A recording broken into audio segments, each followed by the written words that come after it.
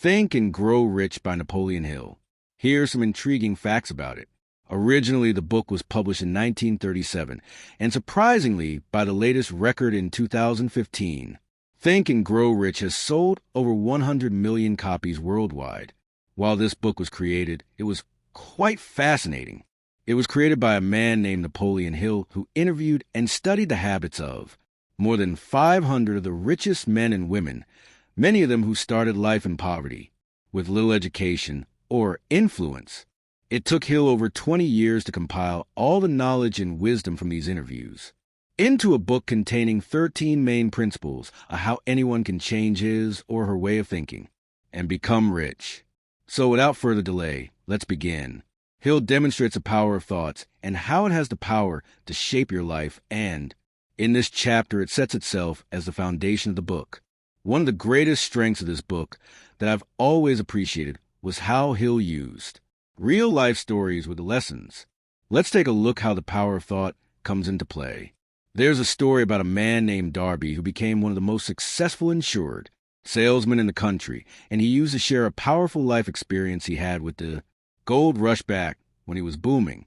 He went there with his uncle, and after weeks of labor, they suddenly struck gold in the midst of their mining, and in the beginning things looked great. It was so successful they brought a drill, and then afterwards something unexpected happened. There seemed to be no more gold left as they continued to mine further into the ground. And they continued to drill on desperately trying to pick up any gold, but unfortunately there was no sign of it. At the end, it finally decided it was no use of trying to mine anymore, and so they quit. They sold machinery to a junk man for a few $100s and took the train back home. But here's where the story gets interesting. The junk man who bought the machinery called in a mining engineer to look at the mine and do a little investigation. An astonishing discovery was made by the hired engineer that the project had failed because the owners were not familiar with fault lines, and even more surprising was his calculations showed that the gold would be found just 3 feet away from where Darby's had stopped drilling, and that is exactly where they found all the hidden abundance of gold. The junk man took millions of dollars of gold in from the mine, all because he knew well enough to seek expert counsel before giving up. Now, let's observe what happened from this story. Napoleon Hill points out that Darby and his uncle thought there was no gold left, so they thought there was no use to continue on and gave up.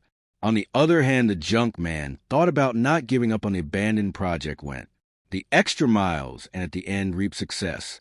Hill demonstrates success comes to those who are success conscious. One of the common causes of failure is the habit of quitting when one is overtaken by temporary defeat. In fact, one of the main weaknesses of mankind is the average person's familiarity to the word impossible. To add to this lesson, the 21st century revised version of Thinking Garage provides a modern example about Steven Spielberg, one of the all-time greatest motion pictures directors. Here's a funny story in the movie industry, how Steven actually broke into Universal Studio before he was famous, or anything. Steven took a Universal Studios tour, which enables visitors to take a good look inside at the movie business. Steven somehow snuck off from the tour group and hid until the tour ended. When he left at the end of the day, he said a few friendly words to the gate guard. Afterwards, day after day, he went back into the studio for 3 months. He walked past the guards. They waved at him, and he waved back. What's funny is he always wore a suit and carried a briefcase, letting the guards assume he was one of the students with a summer job in the studio. He got to the point of becoming friends with the directors, writers, and editors. He even got to become friends with the head of the production of Universal Studios Television. And one day, he got to show the director his college film project, which impressed him so much that he placed Steven under contract with the studio. Over the next few years, Steven directed several movies, including the popular Indiana Jones series, Jaws, and later directed Jurassic Park, which became a hit at the time as one of the most successful movies in history. And while we just saw what Steven Spielberg becoming a movie director dominated his thoughts, so much that he went beyond what others would do, sneaking into guarded buildings to get the chance to become friends with the directors. Over this lesson, in order to achieve something great, your thoughts have a great effect on your actions and habits, which ultimately has an effect on your outcome. This is why it's important to change our minds from failure consciousness to success consciousness. So before we continue to the next chapters, question for you. Assuming wealth is what you want to accomplish, are you determined enough and willing to try harder to achieve it no matter what and how many times you'll face adversities? Think about that. A long time ago, a great warrior had to make a decision which ensured his success on the battlefield. He was about to send his armies against a powerful foe whose men outnumbered his own. He loaded his soldiers into boats, sailed to the enemy's country, unloaded the soldiers and equipment, and then gave the order to burn the ships. Addressing his men before the first battle, he said, "You see the boats going in smoke. That means we cannot leave these shores alive unless we win. We now have no choice. We win or we perish." At the end of it all, they won. Now, why did I tell you this story? It's because every person who wants to win and anything must be willing to burn his ships and cut all sources of retreat. Only then you'll be sure of maintaining the state of mind which is essential to success, known as a burning desire. Now, last time we learned about the importance of thoughts, which deeply ties with today's lesson in Napoleon Hill's first step to riches, which is desire, the starting point of all achievements. You're going to want to pay close attention to what's coming next, because reality is everyone wishes for money, but Napoleon Hill states that wishing alone will not bring money. That's just wishful thinking, unless you have a true burning desire. Without desire, there will be no motivation or cause for action. Having a burning desire will produce a greater chance for yourself to create wealth because, with that state of mind, like the great warrior who ordered to burn the ships, winning the battle became an obsession. When you reach that state of mind, you begin planning on definite ways and means to acquire riches, backing those plans with persistence. Here's 6 practical steps from this chapter Hill puts together that was approved by Andrew Carnegie and Thomas Edison for directing your desire into reality. Step number 1, fix your mind on the exact amount of money you desire. Step 2, permit exactly what you intend to get a return for the money. Step 3, establish a date you want to have it achieved. Step number 4, create a definite plan for carrying out your desire and put it into action. Step number 5, write out the exact amount of money you intend to acquire and what you're willing to give in return for it. And finally, step number 6, read out your statement out loud twice daily. As you read, see, feel, and believe yourself in possession of the money. Remember, for true success, desire is crucial because wishful thinking will result in frustration, and it is this desire that catapults you into action that brings results. Desire pushes you out of your comfort zone because when you desire something, you will not sit idle without doing everything possible to attain the object of your desire. I want to finish off this chapter with an incredible true story that happened when Napoleon Hill's second son, Blair Hill. Blair was born with no ears, and a doctor said to Napoleon that the child might be deaf and mute for the rest of his life.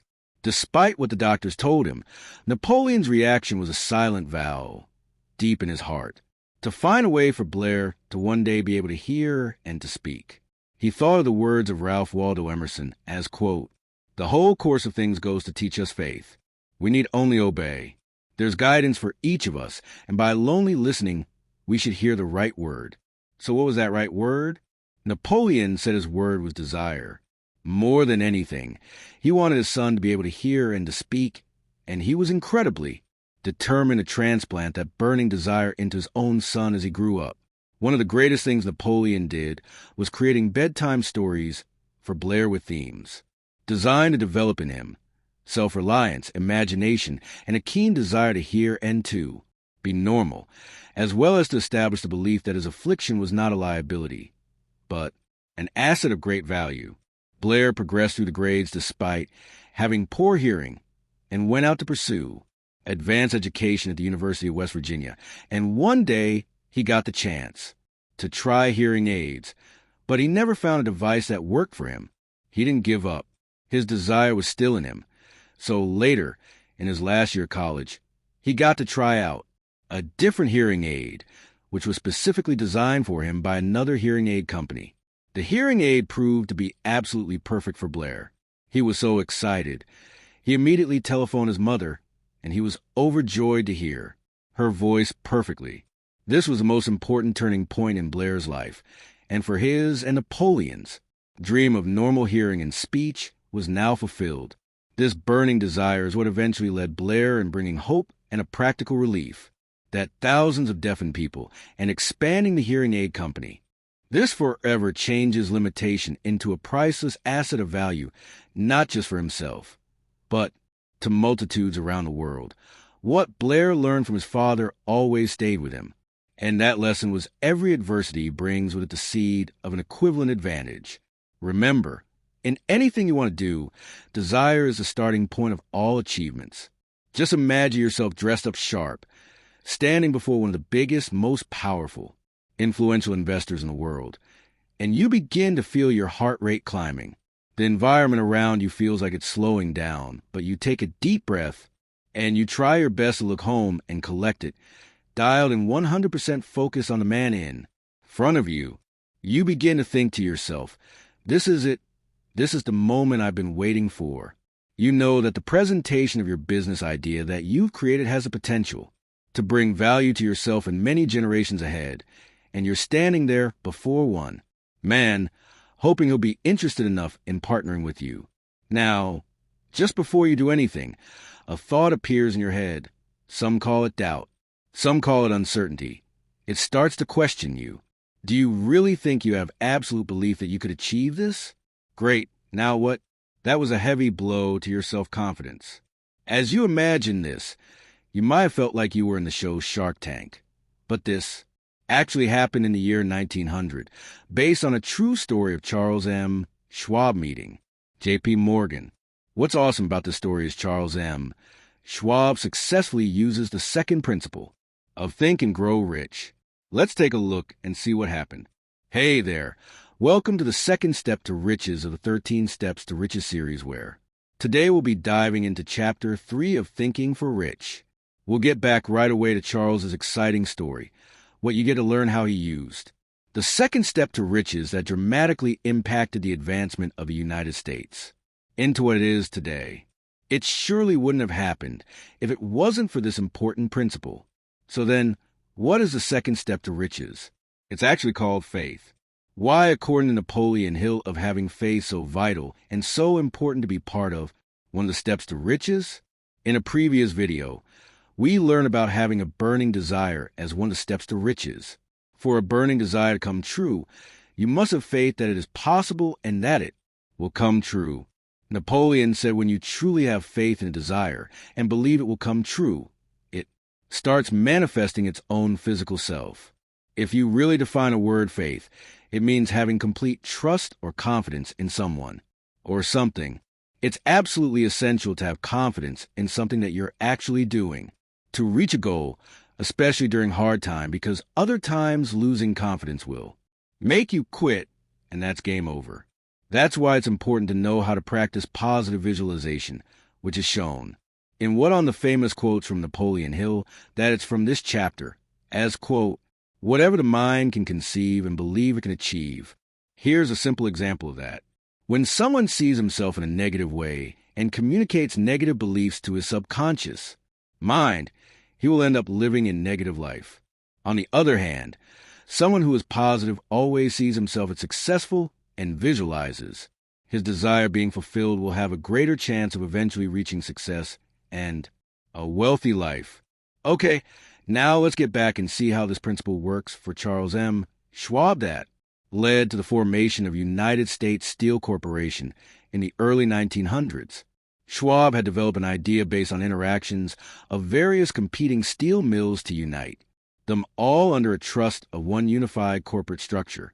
To make this opportunity work correctly, there needed to be a massive influx of capital, investment in a unification of all the other steel mills, and he became focused on one man that has the power and capital to help him create this. His name is J.P. Morgan. Keep in mind, there were many others who came before this man with their business ideas, but he would just ignore them. But Schwab was able to take this idea, have faith, aka complete trust or confidence in his idea, and present this idea to J.P. Morgan. His ultimate faith in his idea and in himself marveled J.P. Morgan. From this, the United States Steel Corporation was born. It later became one of the largest steel producers and largest corporations in the world, and Schwab rose to a position of power, fame, and riches. So if you find it is hard for you to have faith, the answer revolves around the third step, to riches using an effective technique, which will be in the next chapter. Again, remember this, whatever the mind can conceive and believe, it can achieve. Hill believed if you want to achieve whatever you want in life, you must first see it in your mind and then absolutely believe in it.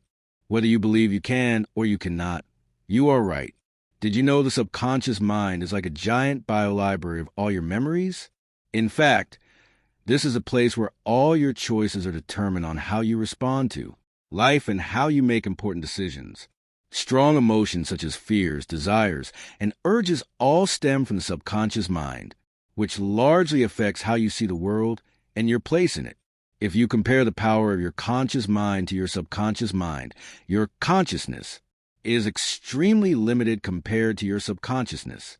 The conscious mind is only a small fraction of your mental capacity that governs your awareness to the 5 main senses, such as sight, hearing, touch, taste, and smell.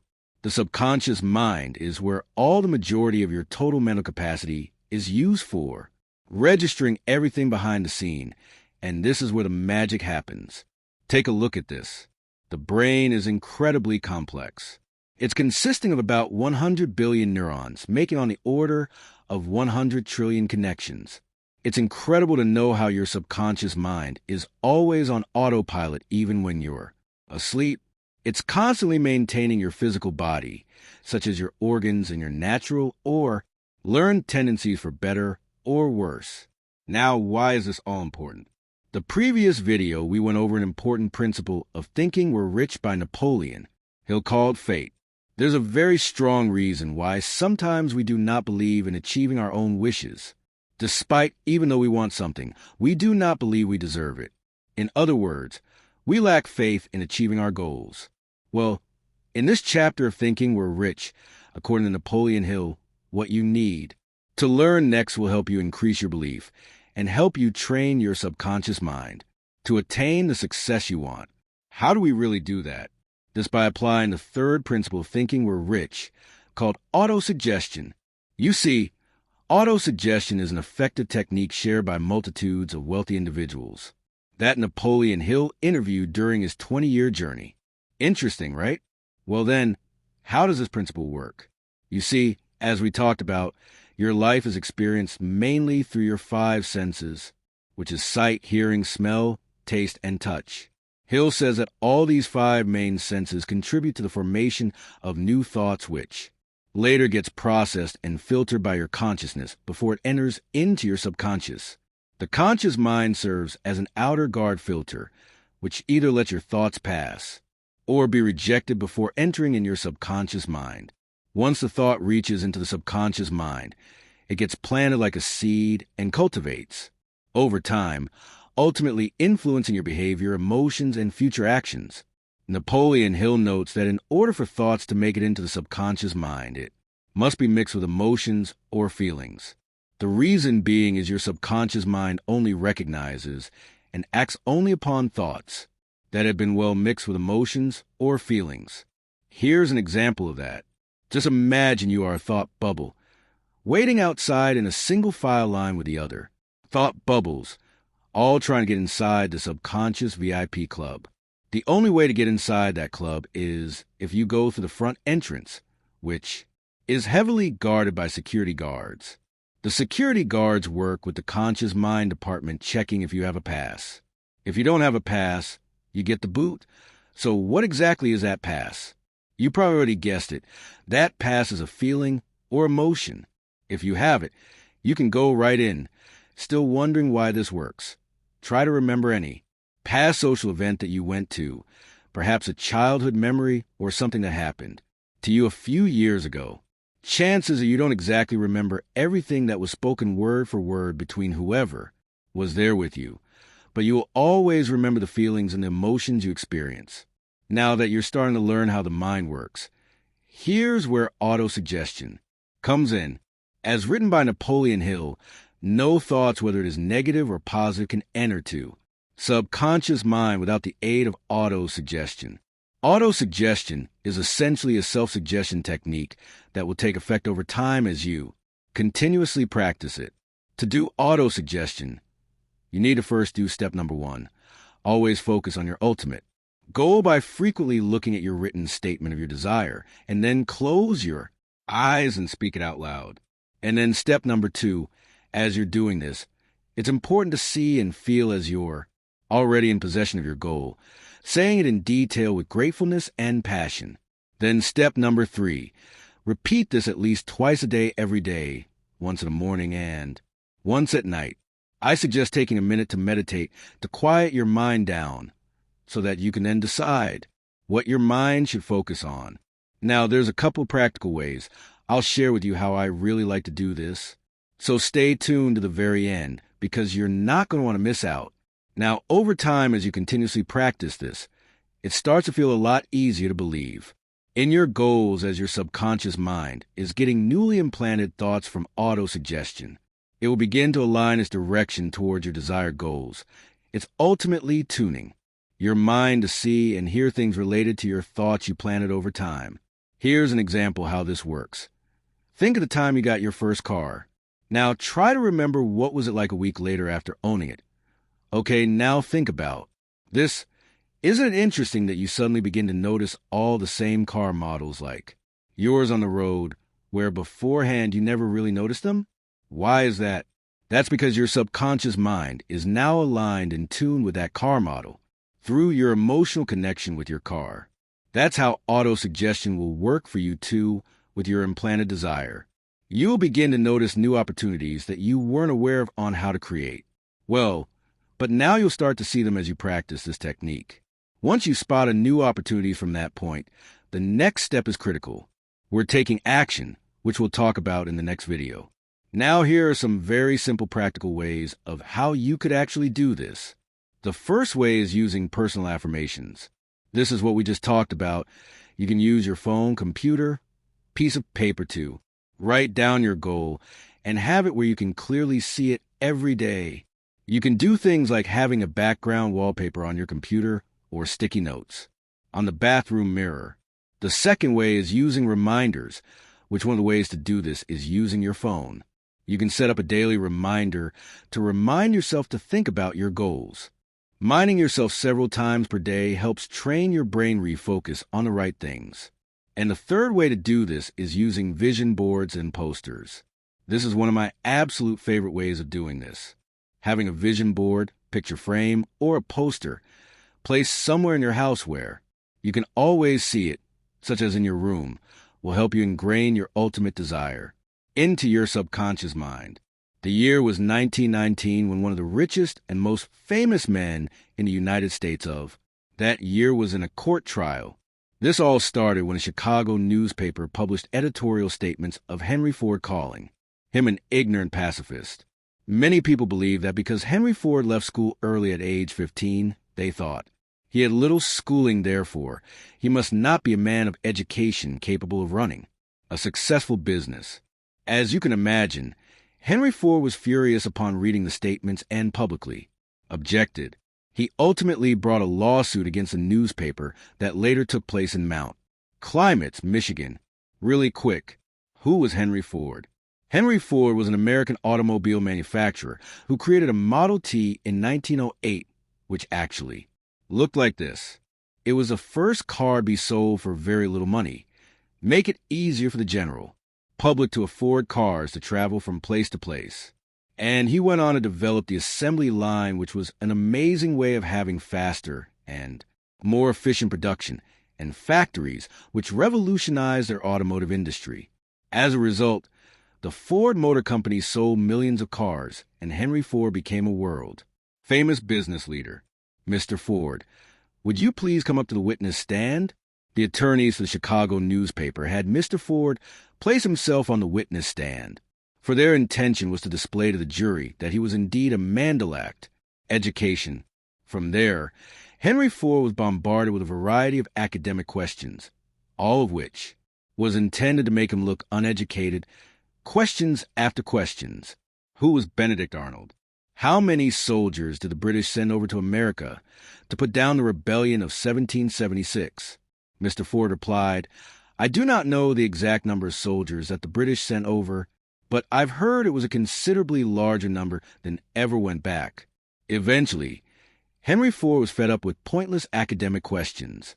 He leaned over, pointed his finger at the lawyer who's been asking him questions, and said, If I really want to answer the foolish question you've been asking me, let me remind you that I have a row of electric push buttons on my desk, and by pushing the right button, I can summon to my aid people who can answer any question I desire to ask concerning the business in which I'm devoting most of my efforts.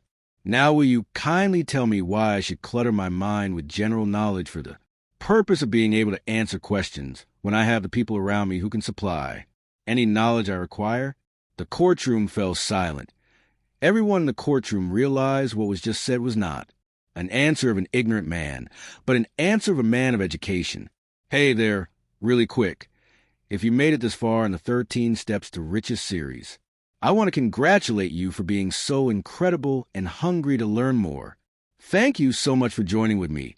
Also, a quick reminder, if you haven't gotten this amazing book yet, then honestly, what are you waiting for? You could also start this book for free, thanks to Audible. Definitely check it out. All right, let's get back into the video. Have you ever heard the phrase, knowledge is power? Do you agree with it? It might seem obvious that it must be true when you first hear it, but the reality is this. Finding a vast amount of information is available everywhere these days, especially by a simple search on the internet. And yet, there's still few in the world that are financially successful. Could that mean that the phrase, knowledge is power, simply isn't true? No, not really. Napoleon Hill says there's a better way to say it, and that is, knowledge is potential power.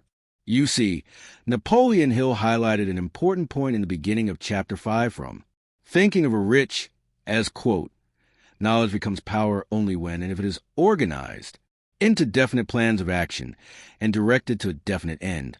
From one Napoleon Hill, gathered from his interviews with the wealthiest individuals during his time, same thing applies to money as, quote, knowledge will not attract money unless it is organized and it intelligently directed through practical plans of action to the definite end of accumulation of money. All right, that's quite a lot. So you must be thinking now, where can I find this kind of knowledge that attracts money? Where do I start? It first starts with the understanding of the two different types of knowledge found in the world. So buckle up and hang on because you're going to find a lot of value too. What's coming next? So pay close attention. There are two kinds of knowledge. One is called general and one is called specialized. And when it comes to producing money, one of them will produce far more wealth than the other. So let me ask you this. Which one do you think produces more money? As you think about that, let's take a look again at Henry Ford as an example. He left school sooner than most at age 15, meaning he never went to high school, so his path of education didn't play out the same like the general public. Yet, he became one of the wealthiest men during his time. How did that happen? One simple answer is because his success wasn't found. His success was created using one of the two types of knowledge. You see, successful people in all colonies never stop acquiring specialized knowledge related to their major purpose, business, or profession. Those who are not successful usually make the mistake of believing that gaining knowledge stops after they finish school. And just because Henry Ford left school earlier didn't mean his education stopped. Did you know if you break down the word educate, it is derived from the Latin word educo, which means to draw out, to develop from within. School has its own important role for learning valuable information that can later assist you. But once you complete a school, you must understand whatever profession you choose to get into. You will have to accept the truth that a full lifetime of learning and developing yourself will never end if you want to provide value to the world with your own business or profession. So really, you need to understand that Henry Ford, for the most part, focused on acquiring specialized knowledge instead of just general knowledge. It's important to constantly learn and get better at understanding new relevant skills, as technology and everything else is always evolving. Like Henry Ford, if you find something you can get better at, something specific and in demand, this sets yourself apart from the crowd to be in a better spot of being more in control of charging a higher price for your services or products because the demand is higher for your specialized skills. And here's an interesting example.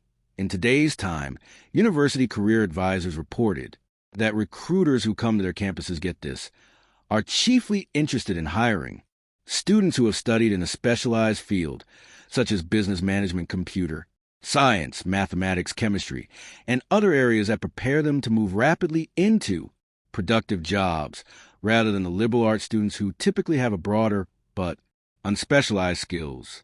Isn't that something? As you're starting to see, Henry Ford learned to self-educate in the areas where he can, gain specific relevant information, aka specialized knowledge, that he was most interested in learning, and using what he learned into real practice to advance his own career and future business. Oh, one more thing. Take a look at this. Now will you kindly tell me why I should clutter my mind with general knowledge for the purpose of being able to answer questions when I have the people around me who could supply any knowledge I require? Now, did you catch that? Napoleon Hill wrote, as, quote, through the assistance of his mastermind group, Henry Ford had his command all the specialized knowledge he needed to enable him to become one of the wealthiest in America. Again, did you get that? The mastermind group. What is that?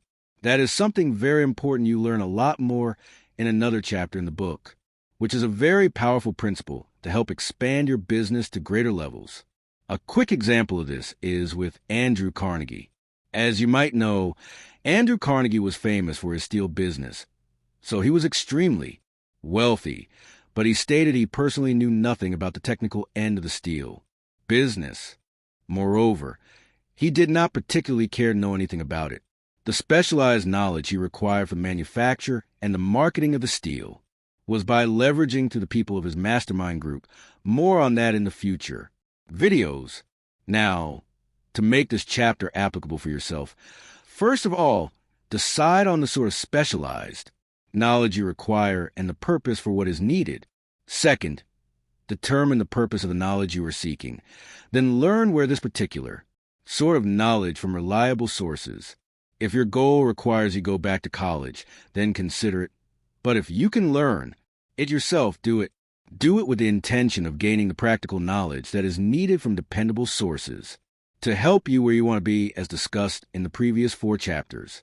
Again, remember this from one point Hill learned from the wealthy. As knowledge is acquired, in order for it to become powerful, it must be organized and put into use for a definite purpose through practical plans. Question for you. What kind of specialized skills do you want to develop and improve on so you can create more value, which will eventually attract more money in the future?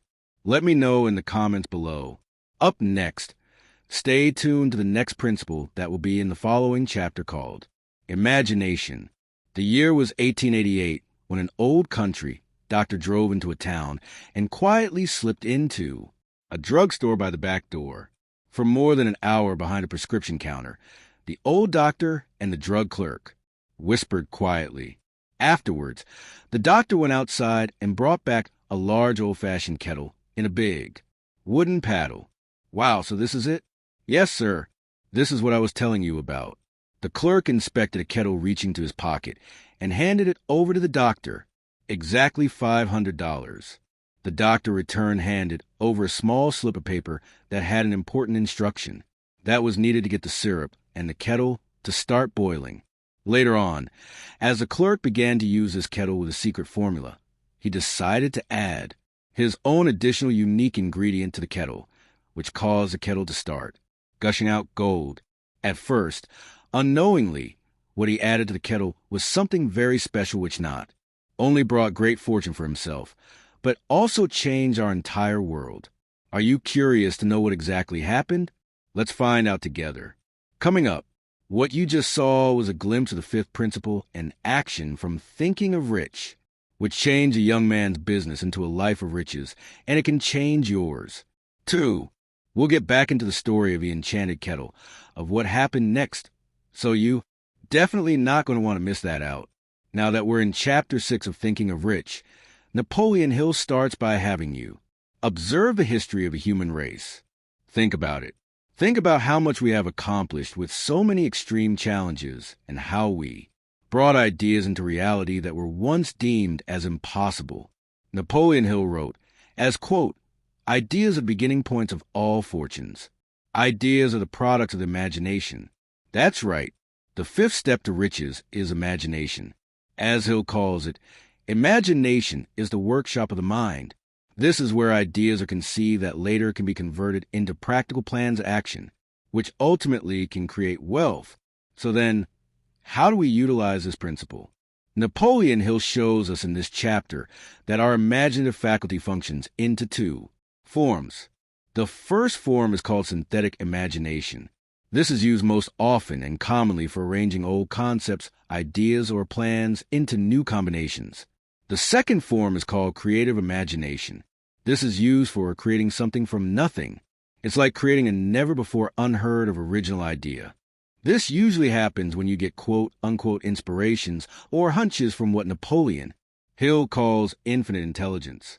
This also could be known as inspiration from God over the course of human history. The idea of imagination was used by many great leaders of business, industry, finances, and by great artists, musicians, poets, and writers. Now, you should assume that synthetic imagination isn't as useful because it does have a ton of uses. Napoleon Hill is just saying you must keep in mind down the road you may face circumstances that require you to think outside the box, which can demand a use of creative imagination. So to make this practical for beginners, Napoleon Hill suggests starting out with developing your synthetic imagination. For example, if you want to learn how to create wealth, look for ideas that have been proven to work and try it yourself. In other words, arranging old ideas and concepts into your own business. Later on, when you start to gain experience, you can start exploring with creative imagination by adding your own twist and original ideas to your own business that can help it become more unique and appealing. Lastly, Hill says the more you explore your synthetic and creative imagination, it works like a muscle, so it will develop better and become more alert over time to newer and better ideas. Creative imagination may not always occur, but it happens spontaneously. There are many stories of people that have spontaneous ideas from a random dream they had, or while they were taking a shower. So if this ever occurs to you, you should immediately write down the idea to bring it one step closer to reality. Now let's get back into finishing the enchanted kettle story to see how this principle worked. Whoever you are, wherever you may live, whatever occupation you may be engaged in, just remember, in the future, every time you see the words Coca-Cola, you'll know that its vast empire wealth and influence grew out because of this principle. That mysterious ingredient, the drug clerk, Asa Camiller, mixed in with turned out to be imagination. When Asa Camiller applied his principle, new ideas of how to distribute and market a drink began to overflow from his mind that the doctor never thought of before. Examples of what he did is he came up with a variety of unique marketing strategies like using bright red Coca-Cola banners in streets, cars, newspapers, and even made sure delivered. Coca-Cola barrels were colored bright red to grab people's attention. And he was the first to come up with the idea of using coupons for a free glass of Coca-Cola at bars. This all proved to be super successful. And now Coca-Cola has created a giant ripple effect that made thousands of jobs and business opportunities to people all over the world. This all started because of ideas conceived by imagination. Napoleon Hill wrote, as, quote, our only limitation within reason lies in the development and use of our imagination. Up next, stay tuned to the next principle that will be in the following chapter called Organized Planning. I want you to imagine this. You begin to open your eyes and suddenly realize you're in this medieval castle surrounded by most trusted knights, nobles, and counselors, all of which are surrounding a large table with a battle plan map. You then realize they're all waiting for you to say something, because after all, You are there. King. You then look down and ponder a bit on the map as you observe your army's pieces as well as your enemies. As your warriors are planning, you begin to ask yourself, will this plan really work? Out of nowhere, one of your soldiers went into the room. My lord, I'm afraid I have some dire news. Our initial plan has been compromised, for the enemy has appeared from the east. That is a very good. But then another thought appears in your mind. We're simply going to have to counter with a new, better plan. You merely stand up and boldly tell your people, let us not be swayed with discouragement, for this isn't a rejection ending with failure, but instead view it as a simple redirection toward a new victory. And so, with everyone, encouraged by your uplifting words, all got back together and creating a new plan. You know, if you ever played a game of chess, what are the odds of that exact same thought coming across your mind? This brings us into Chapter 7 of Think and Grow Rich, in which Napoleon Hill talks about how one can achieve extraordinary success through the sixth principle called organized planet. Back in Chapter 2 of Think and Grow Rich, we learn about the 6 definite practical steps as your first move in translating desire into money. And if you remember, one of those steps is the formation of a definite practical plan or plans. So, in order to obtain your desire of, let's say, creating wealth, Napoleon Hill starts this chapter by making it very clear that whatever plan you make, you will eventually need to collaborate with others. Much like a king does with his trusted warriors, no individual can make it entirely on their own, but a planned vice with your people can outstand among others. So then, how do we really approach this? Well, this goes with a quote that Hill said, every plan you adopt in your endeavor to accumulate wealth should be the collective creation of yourself and every other member of your mastermind group. The mastermind group. Remember back in Chapter 5, when we first learned about Henry Ford and Andrew Carnegie having masterminds? Hill shows that you must associate yourself with other people to create direction and put your plan into action, and he calls this group of people the mastermind, which he also dedicates a whole lot in another chapter later in the book. So, to start this mastermind, Hill recommends following these 4 simple steps. Step number 1, ally yourself with a mastermind group that consists of people who can help you carry out your plan. Step number 2, before assembling the group, you need to determine what you can offer them in return for their help and cooperation. Step number 3, meet with the people at least twice a week or more if possible until a solid plan has been created. Step number 4, maintain good relations between you and the group at all times. Now then, this brings us to the next point in the chapter, which mentions how just because you finish crafting a plan doesn't mean that plan is going to work. Just like the king with his warriors, their first plan was compromised. There's going to be bumps along the road with many of times those initial plans failing. But it also states that the process of planning must be continuous and persistent as, quote, if the first plan you adopt does not work successfully, replace it with a new plan. And if the new plan fails to work, replace it and turn it with still another and. So on until you find a plan which does work. Even Thomas Edison, who's known for his 10,000 failed plans before he perfected the light bulb, once said temporary defeat should only mean only one thing. There's certain knowledge that there's something wrong with your plan. If your plan fails, go back to the drawing board and keep refining it until a plan works. Now the rest of the chapter goes into a variety of detailed practical guides that Napoleon Hill dedicated a lot of his time into. So much so that made the chapter over 40 pages long. The main ideas from these guys are about many things such as rendering important, useful services, which is a lot about adding value to others, into the world. There are important topics such as 11 qualities of a leader, 30 causes of failure in life, and 28 questions you should ask yourself annually to gauge your progress. I highly recommend reading through them by yourself and apply some of the knowledge he brings out. Up next, Chapter 8 will dive into the 7th step to riches called decision. Thank you. Do not forget to like, comment, share, and subscribe for more great content.